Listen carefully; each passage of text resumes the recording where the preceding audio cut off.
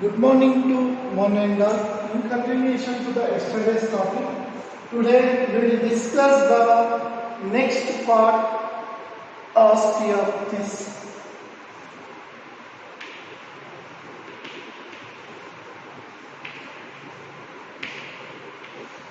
So, osteophytes are also called as bony fishes. Osteophytes also commonly called as bony fishes. Here, the body is streamlined,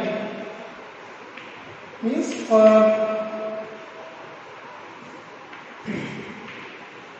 like chondriactis, they are also streamlined for bony. And in this, mouth is anterior. Coming to the chondriactis, mouth is hollow and ventral side, and generally it is back. Mouth is located ventrally, but here mouth is in the anterior position. That is the first part. The opening is called mouth in the case of animal osteophytes. Generally, they are marine and freshwater fishes. Freshwater.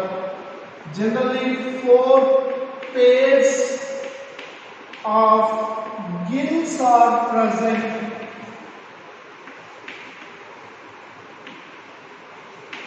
4 pairs of gills are present. Gills are here covered by bony plate. Bony plate.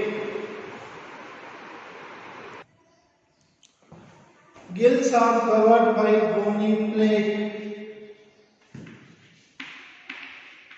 Air bladder is absent in chondriactis. Air bladder is present. Generally, these are oviparous, egg laying.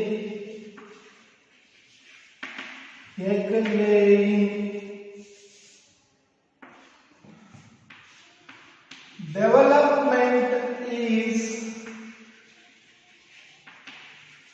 generally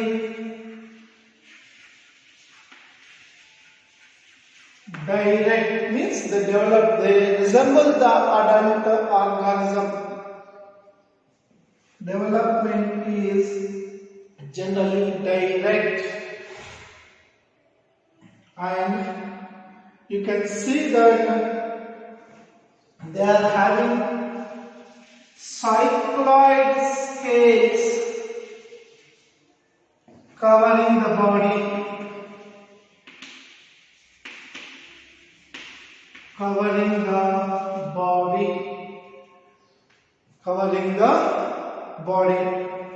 And you can also see that they are sexually dimorphic, that is, male and female are present. Female are separated. They are cold-blooded animals. They are cold-blooded animals, that is pykilothermic animals. Pykilothermic animals means cannot regulate body temperature. Cannot regulate the body temperature. So marine, when you talk about the marine fishes, seahorse, hippocampus, fresh water, labio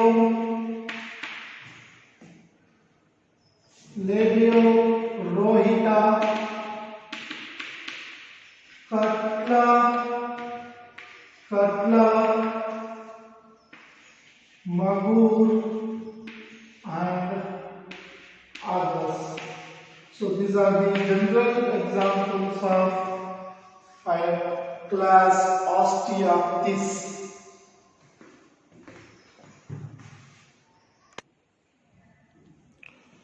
So coming to the next one, Tetrapoda, class Tetrapoda. Tetra means 4, poda means legs or limbs. So when the organism are having 2 or more than 2 legs, where 4 limbs are present, they are called tetrapods. In this tetrapods, first one, amphibia,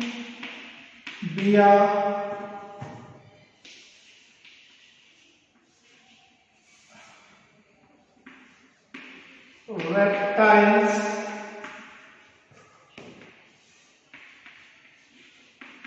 apes,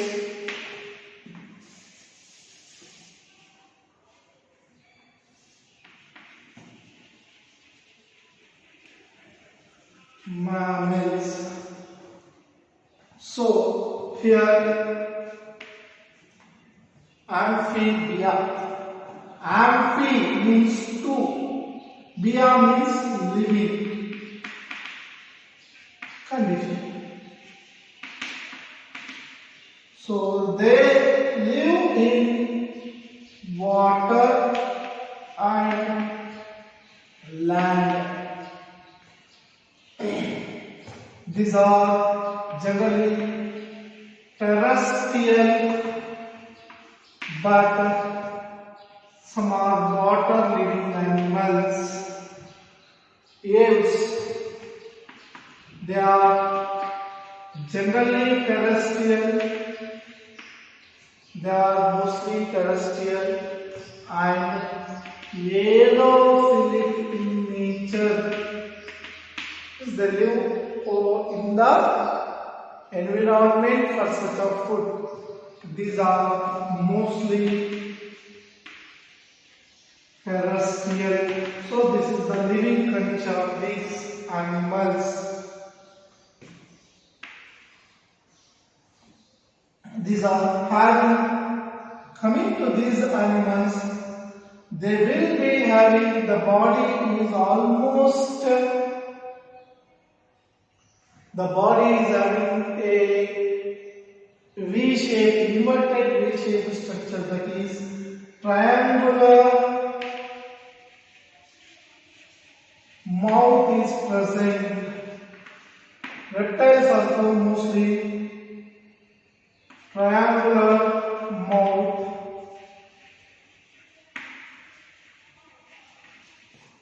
Here the body is, generally the face will be round.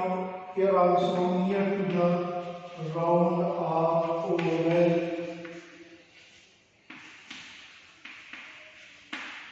Round or oval. Next, these are having two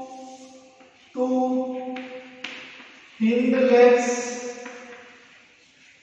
two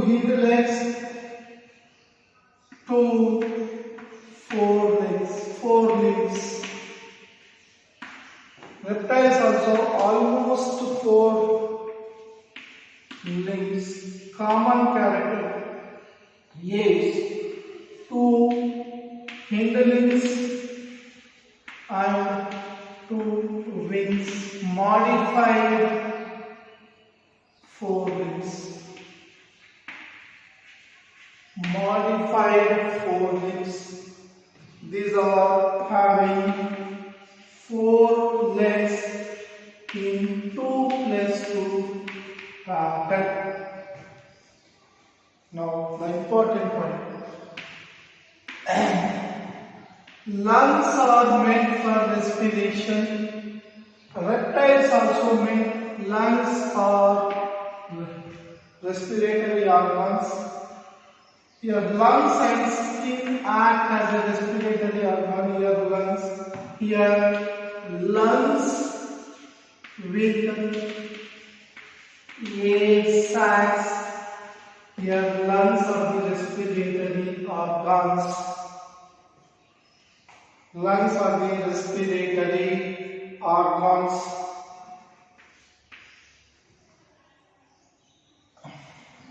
Lungs are the respiratory organs. Your heart is three-chambered heart.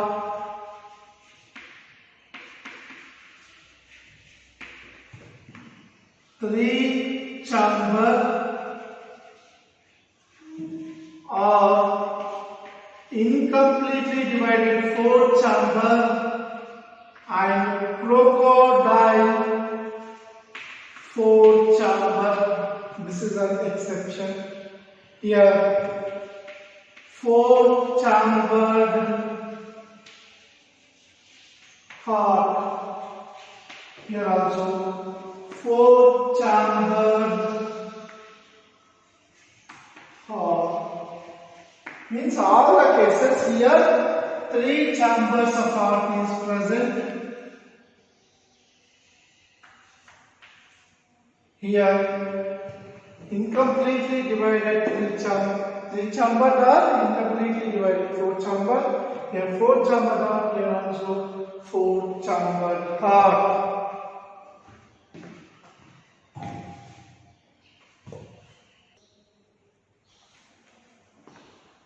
In the case of amphibians,